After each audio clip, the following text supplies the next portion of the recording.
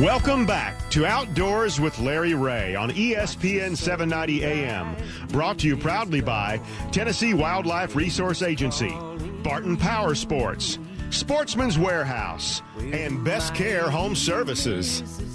And welcome back to Outdoors with Larry Ray. And if you're just joining us, you might say, well, surprise. That's not Larry Ray. Hi, I'm Dave Gabbard, your host for this open mic Saturday, the first Saturday in December. Got my other brother Daryl sitting across from me, Mr. Gene Smith. Good morning, folks. Hunter Ed Guru. We talked to Larry. We've let Larry go back to the woods. Yeah, we did. Or really, I wonder if he ever came out of the woods, He talked like you got a nice little house right there. Yeah, he's 10 by hunting 10. on the round Bolivar today, letting him try to get out there and bag that whitetail while we're still on the air and everything. So he should have a good morning. We've talked about, today, not only the deer season going on, but today is the opener of what I call the late and straight, duck season, and I got my good friend and fellow duck hunter but TWRA area manager of the Reelfoot WMA. Got Jeff Martin this morning. Jeff. Hey, Gabby, how are you? I'm doing good. And we was talking, in the segment, talking about waterfowl and everything and the numbers that, I've seen and talking to you've seen. So what have you been seeing up around Reelfoot? Dave, we got good numbers for early, and there's little water that's in the area. The lake itself is covered up with a lot of gadwalls and weedings, and we probably got 30,000 on Black Bile Refuge, and all we need is some weather and some rain. Yeah. Right, and so it's that's one of the problems that kind of. It might have been a problem we kind of get into, and you being, having to deal with that. That seems like, water, trying to get that in there. And have you had any pump problems this year? No, sir. I've been very fortunate. We haven't had any pump problems. And and people that, probably don't know, a lot of these units, Eagle Lake, they pump. And a lot of our major waterfowl areas, they pump. And people might not understand the size pumps we're talking about. How many gallons a minute will your pump at Black Bile you keep pump out? I got 5 pumps running, and each one's pumping 3,000 gallons a minute. So And they take a nice shower with that. Yeah, that's a lot. But I understand. Our very opening morning up there. At the Taj Mahal up there. Any ducks flying this morning? Hey, we just got our first one. Got a new black lab puppy. Her first retrieve. She just got it. So things are pretty fun watching these young dogs figure it all out. Yeah. I got a very special guest with me today. Oh, you do? Yeah, a boy named Tyler Gabbard. Oh, okay. Right. Are you gonna say hi to Grandpa? Hi, Papa. Hey, Tyler. Did y'all have a good trip down yesterday? Yes. Okay, well, good. And all excited and on this duck opener, and you ready to, just you going to do any calling today? No. You're not? So, He might before October if I can't do no better than what I've done so far. Well, that's good. And I know you're excited, and I'm pretty sure that you won't rib your daddy too much when he misses down there. When he had to go see what the dog brought in. And but, well, good. Hey, we're gonna have a good time with him and a good day with friends and family. It's not always about the duck. No, it's not always about the duck. And I'll be joining y'all here after the show. Come on up. I'm kind of like the Meals on Wheels. I'll be bringing lunch in today when I come on in. And but good. Is there any wind out there? No. Been a beautiful crappie fishing morning. Yeah, that's what we were just talking about, crappie fishing. In one of the earlier segments that believe it or not, that I said crappie fishing in the wintertime be a lot better than crappie fishing in the spring. And Yeah, but you've I known go it up fishing there.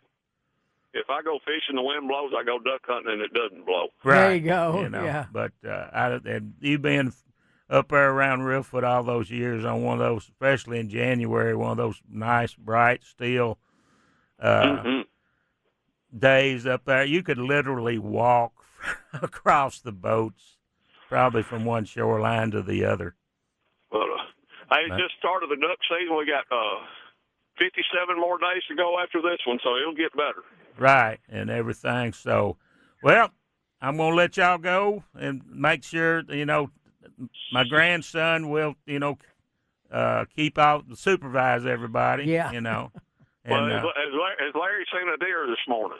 he's not seen a deer. Of course, he checked in on the second segment. It was just starting to get, a little light. So he did manage to find his way to the blind. Well, good. So, good.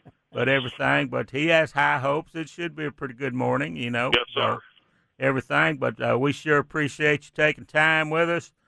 And try not to let Tyler give, Debbie too much advice on how to work the dog and everything. Oh, he's gonna be just fine. He got his Red Ryder BB gun. He's ready to go. Okay. All right. Okay. Well, y'all have a safe hunt, and I'll be seeing y'all about midday. All right. Thank you, Dave. Okay. Jeff Martin calling in from Well, Halls, that's good. Your Tennessee up grandson's there. That's great. and everything. But Jeff's our area manager at Reelfoot up there, and of course, talking about our area managers on these waterfowl areas, like he said, They do a lot of work. they do a lot of work, and the pumps are really critical. And like he said, Black Bayou's got 5 pumps, pumping 3,000 gallons a minute, and so it's you want to. And some pumps are electric.